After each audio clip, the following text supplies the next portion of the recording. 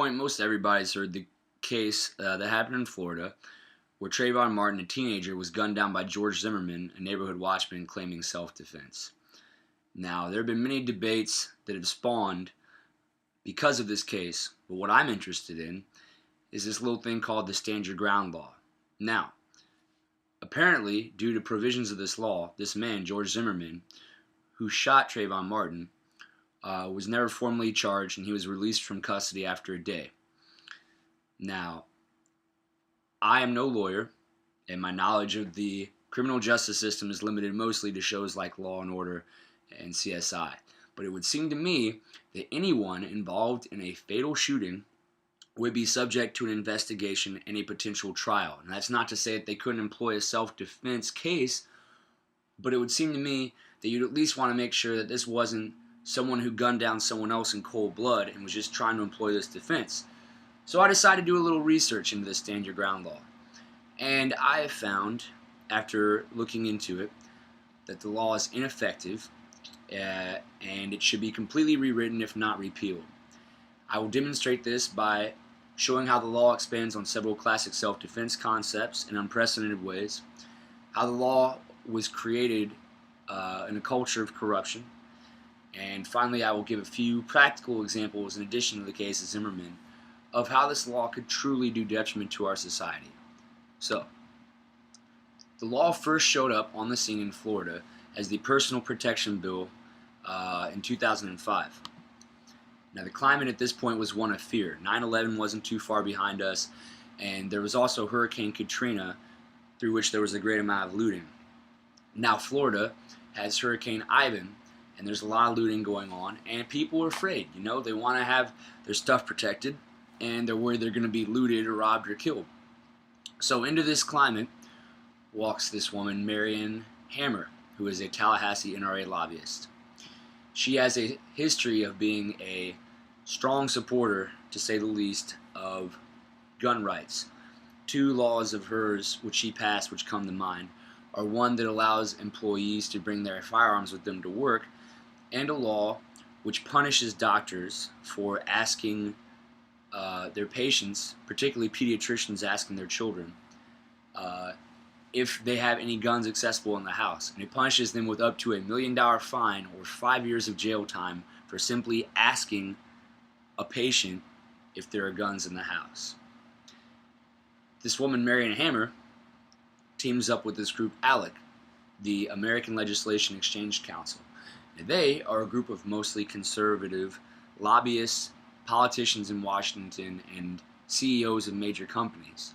And they get together to draft legislation behind closed doors that they can then push through the House and the Senate, which furthers their own interest. So, you could argue that at least these two groups don't necessarily have the best interest of the public in mind. Anyway, they get together and they make this law called the Personal Protection Bill, which is basically an expansion of the Castle Doctrine, which already exists, and I will get to that in a second. But under their direction, 23 other states have since adopted similar expansions, including Virginia's. Now, it's interesting to note that after the case of Trayvon Martin, many of the bill's initial backers have retracted their support, including Jeb Bush of Florida, who, when asked about the Martin case, he said, "Stand your ground means stand your ground. It doesn't mean chase after somebody who's turned their back." An important distinction, which the law never exactly clearly makes. We will get into that. As we can see, the circumstances surrounding the creation of this law are at best morally gray. But it could be argued that it was created to actually help out individual law-abiding citizens. Unfortunately, when we take a closer examination of some of the bill's provisions, we can see that it does not do this at all. Now, the doctrine, as I said, expands all the Castle Doctrine in a few ways. Castle Doctrine is, of course, a self-defense concept that states that any individual protecting their home, their belongings, is allowed to use any force necessary, including lethal force. Now, two ways that it expands on it, which aren't that bad. It creates no duty to retreat if your life is in danger, and it expands one's home to include additional domiciles like your vehicle or a hotel room or a mobile home that you might be staying in. I think these are reasonable enough provisions. However, According to the National District Attorneys Association, it also creates a presumption of reasonableness and also grants blanket immunity. Presumption of reasonableness, what does that mean? Under previous self-defense legislation, any person who kills another individual in self-defense would need to prove in court that they were acting in a rational way.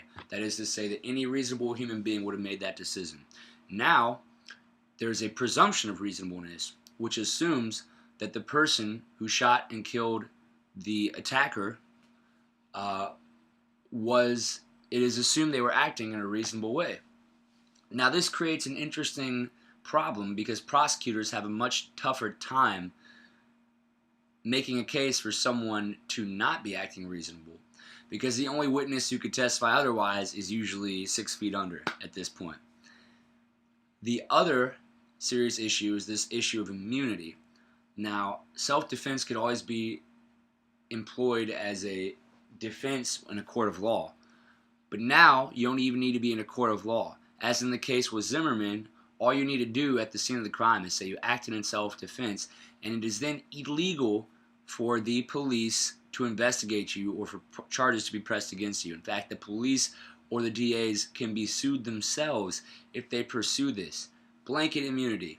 Now, the funny thing is, anybody can employ this. It doesn't matter if you're acting in self-defense or not. You can be a hardened criminal and still employ this defense. So it doesn't take much of an imagination to see the negative effects the provisions of this bill could have on the society. The case of Trayvon Martin is just the tip of the iceberg.